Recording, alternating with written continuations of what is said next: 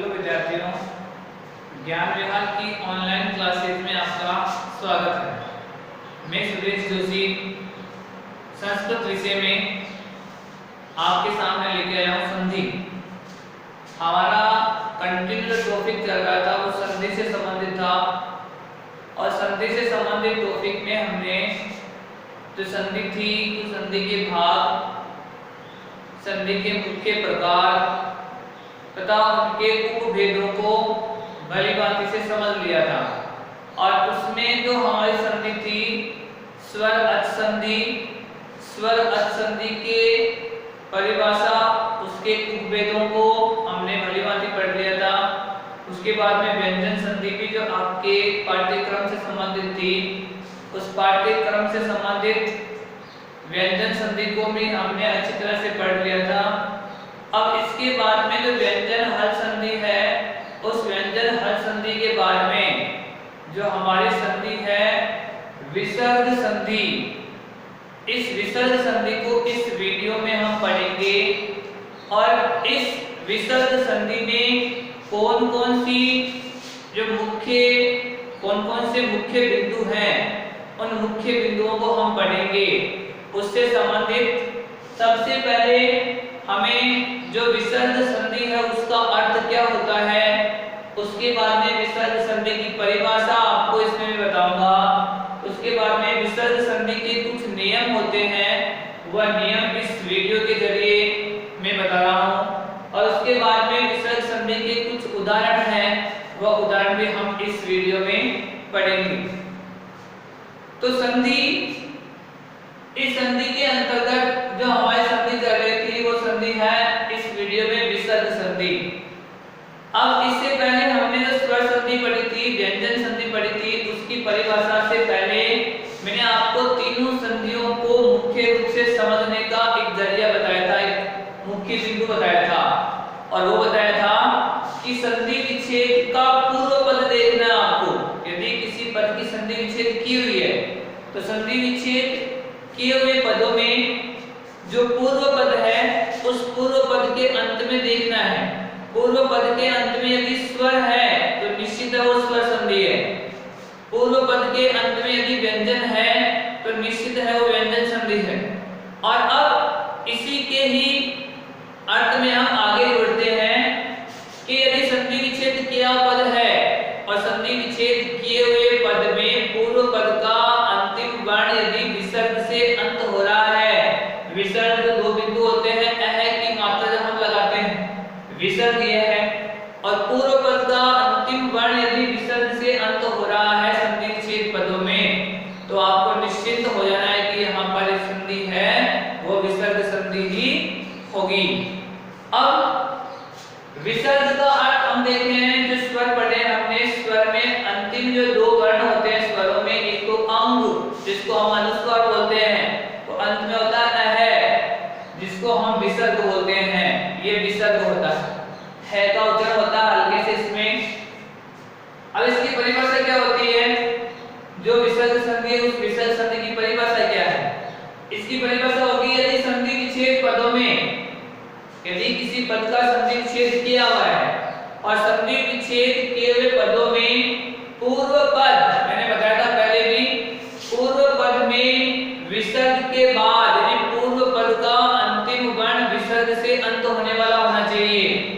उसके बाद उत्तर पद के आरंभ में संधि विच्छेद किए हुए पदों में पूर्व पद का अंतिम वर्ण विसर्ग से अंत होने वाला तथा उत्तर पद का आरंभिक जो वर्ण है, पहला जो वर्ण है, यदि किसी स्वर या व्यंजन से प्रारंभ होता है या उत्तर पद के आरंभ में कोई स्वर या व्यंजन आए तो संधि करते समय पूर्व पद के विसर्ग में, पूर्व पद का अंतिम वर्ण विसर्ग से अंत हो रहा है, उस पूर्व पद के अंतिम वर्ण के विसर्ग में जो परिवर्तन होता है उसे विसर्ग संधि कहते हैं। वहां संधि करते समय ये निश्चित है कि जो विसर्ग होगा पूर्व पद के अंत में, उस विसर्ग के स्थान पर कोई परिवर्तन होगा और उसी परिवर्तन होने को हम विसर्ग संधि कहेंगे। ये इसकी संधि की परिभाषा है। यानी कि संधि विच्छेद किया हुआ पद और संधि विच्छेद किए हुए पद में पूर्व पद का अंतिम वर्ण विसर्ग से अंत होने वाला होना चाहिए, यानी पूर्व पद के अंत में विसर्ग रहना चाहिए तथा उत्तर पद का आरंभ किसी स्वर या व्यंजन से होना चाहिए। तो संधि जब हम करेंगे तो संधि करते समय पूर्व पद के अंतिम वर्ण में जो विसर्ग लगा है उस विसर्ग के स्थान पर जो परिवर्तन होगा, जो नया वर्ण बनेगा या जो भी परिवर्तन वहां होगा विसर्ग के स्थान पर, उसको हम विसर्ग संधि कहेंगे। उदाहरण के तौर पे जैसे कह धन अपि, कह धन अपि, इसी प्रकार जैसे मन है धन हरे नम है धन नम है, इसके उदाहरण बता रहा हूं। अब ये संधि विच्छेद किए पद का पूर्व पद है, इस पूर्व पद के अंत में विसर्ग है। तो जब संधि विच्छेद किया पद आ जाए और यदि उसमें आपको संधि का नाम पूछ ले तो आपको डायरेक्ट ही पूर्व पद के अंत में जाना है और यहाँ विसर्ग लगा हुआ है तो निश्चित है कि यहाँ संधि होगी वो विसर्ग संधि होगी। आपको उत्तर पद के अंत में नहीं देखना है, उत्तर पद के अंत में आपको विसर्ग संधि में विसर्ग मिल जाएगा, स्वर संधि में मिल जाएगा, व्यंजन संधि में मिल जाएगा, लेकिन यहाँ उत्तर पद के अंतिम वर्ण को नहीं देखना, आपको पूर्व पद का जो अंतिम वर्ण है उसको देखना है। यहाँ पर भी विसर्ग है तो यहाँ पर भी संधि विसर्ग संधि हो जाएगी। नम है, यहाँ पर भी विसर्ग है तो ये भी विसर्ग संधि हो जाएगी। यानी कि संस्कृत में सबसे छोटी संधि है ये विसर्ग संधि, लेकिन इसके नियम बड़े डिफिकल्ट हैं, इनको थोड़ा आसानी से आपको समझना है। यानी सबसे छोटी संधि होती है विसर्ग संधि वैसे, लेकिन इस संधि के नियमों को बड़े ध्यान से आपको समझना है। तो ये इसकी परिभाषा होगी, ये कुछ उदाहरण मैंने इसमें लिखाए हैं। अब इन विसर्गों के स्थान पर जो परिवर्तन होता है वही विसर्ग संधि होती है। तो सबसे पहले हम इस संधि में उत्तर विसर्ग संधि पढ़ेंगे। इस संधि के भाग में सबसे पहले हम पढ़ेंगे उत्तर विसर्ग संधि। अब उस उत्तर विसर्ग संधि की क्या परिभाषा होगी, उसके कितने नियम होंगे, उन नियमों को हम इस वीडियो के जरिए पढ़ेंगे।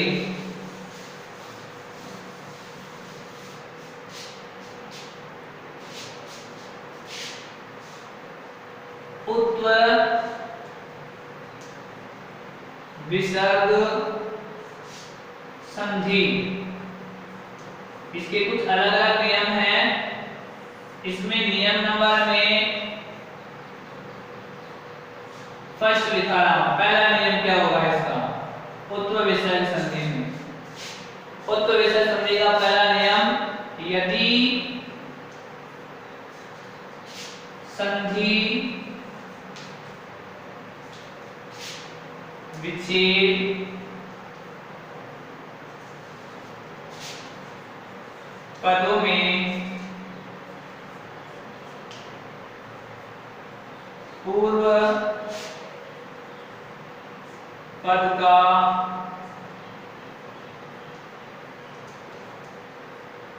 अंतिम वर्ण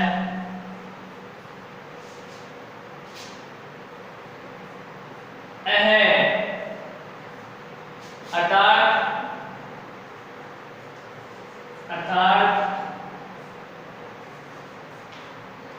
ए के साथ विसर्ग से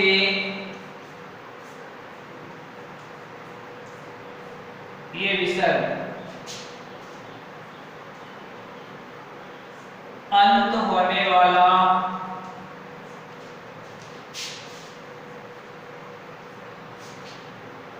हो तथा उत्तर पद का प्रथम वर्ण ऐसे आरंभ होता हो तो संधि करते समय पूर्व पद के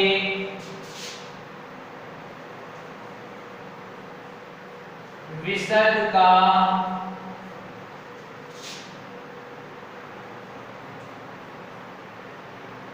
ओ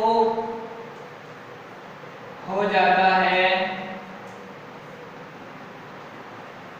तथा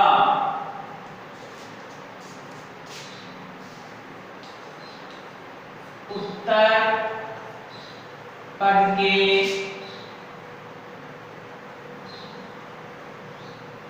आरंभ वाले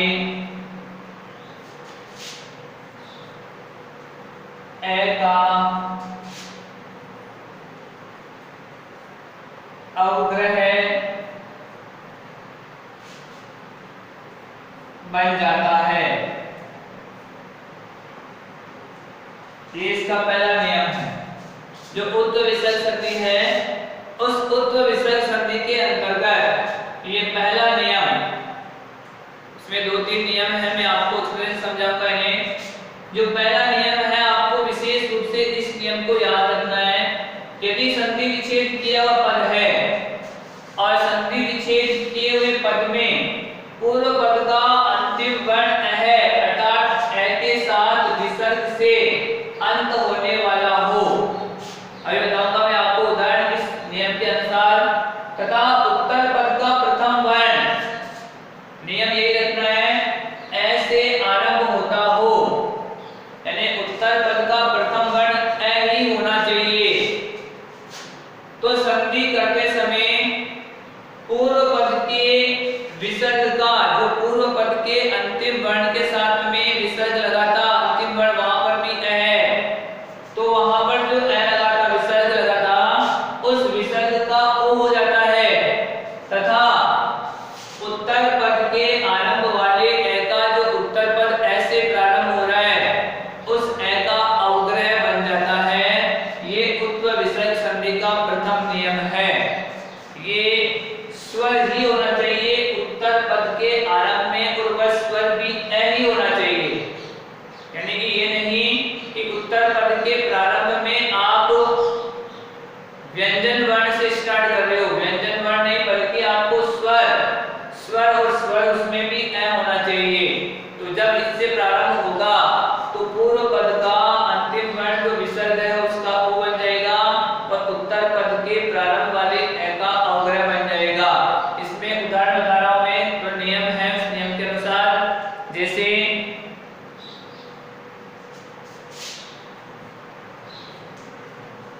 पथिक दन अपि, ये उदाहरण उस प्रकार जैसे राम है दन एवदर, इसी प्रकार और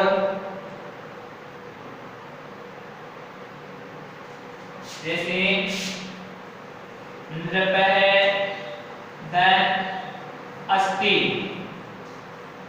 ये इसके उदाहरण है। जैसे पहला उदाहरण है पथिक है धन अपि, दूसरा उदाहरण राम है धन एवदर, और तीसरा नृपः है धन अस्ति। अब इन नियमों के अनुसार आपको देखना है, जो नियम है इस नियम के अनुसार आपको ये तीनों उदाहरण देखने हैं। इसमें जो नियम लिखा था कि पूर्व पद के अंत में ए के साथ विसर्ग, अब देखो इसमें जो क है, इस क के साथ में मात्रा नहीं है, और यहाँ विसर्ग आ गया है कि यहाँ पर का है न की है, ये नहीं है, बल्कि क के साथ में ए की मात्रा और विसर्ग लग रहा है। तो ये हो गया क है, पथिक है, और यहाँ आरंभ हो रहा है ऐसे। तो इस नियम के अनुसार जो पूर्व पद है उस पूर्व पद के अंत में ए है और क है, इसमें नृप है, इसमें राम है, तो ए के साथ में ए की मात्रा और यहाँ पर विसर्ग लगा है। और उत्तर पद का प्रारंभ यहाँ पर ऐसे हो रहा है, यहाँ पर भी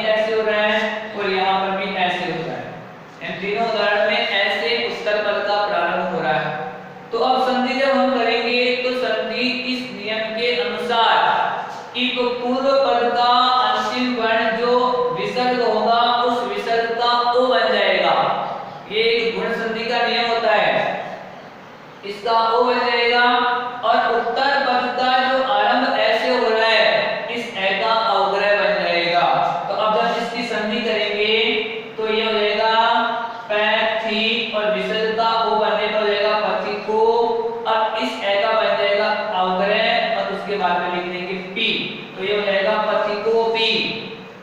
इसी प्रकार जैसे राम है धन अवधर, तो यहाँ विसर्ग लगा हुआ है, विसर्ग से पहले राम में ए की मात्रा है और यहाँ पर भी ए है, तो यहाँ जब संधि करेंगे तो यहाँ रामो इस ए का अवग्रह वदर, यहाँ होगा रामो वदर, और यहाँ फिर है नृपहजन अस्ति, तो यहाँ पर भी पै के साथ में विसर्ग है, पै के साथ में मात्रा ए की, यानी विसर्ग से पहले भी ए होना चाहिए, ये विसर्ग से पहले ए और विसर्ग के बाद में भी ए होना चाहिए, तो पहले वाले ए का वो बन जाएगा विसर्ग के साथ में और इसका अवग्रह बन जाएगा, तो यहाँ हो जाएगा नृपोस्ति, नृपोस्ति।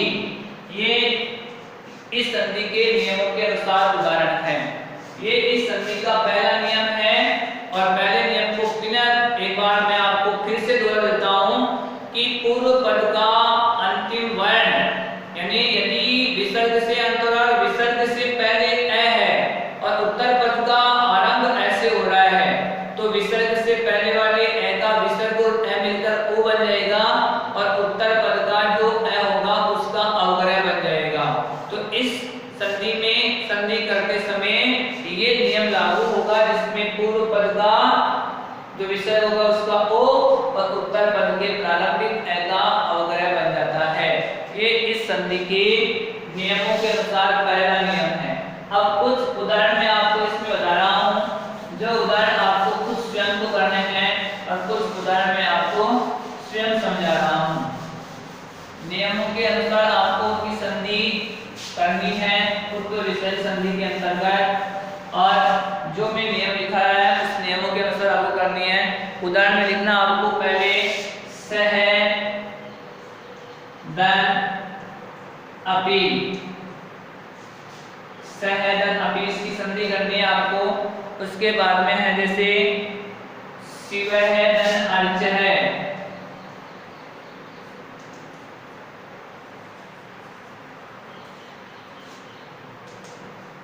उसके बाद में लिखना आपको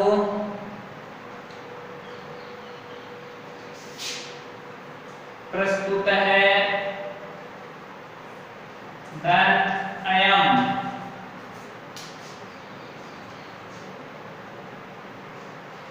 विवेक है धन अस्ति,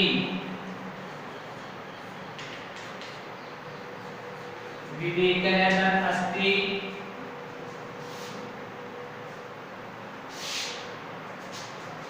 इत है धन अपि,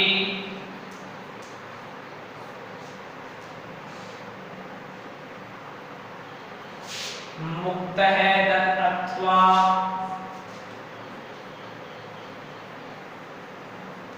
ये इसके उदाहरण है जो मैं आपको बता रहा हूँ।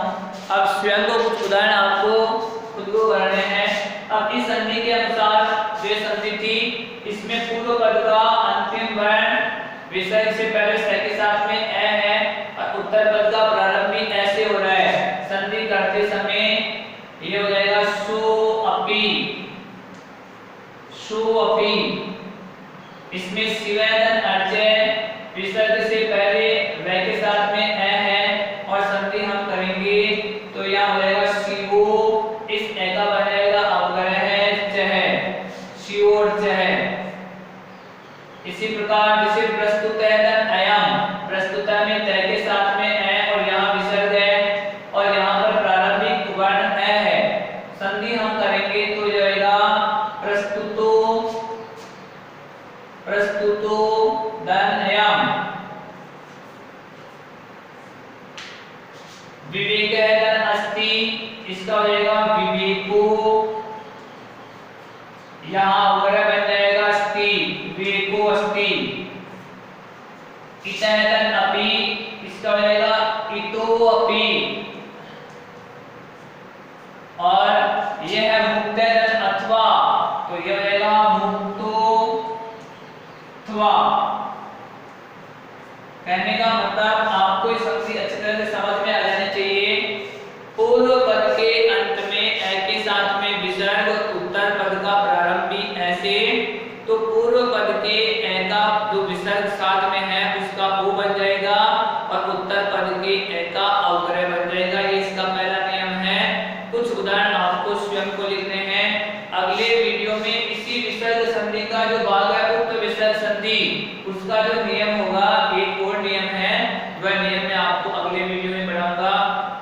के लिए धन्यवाद।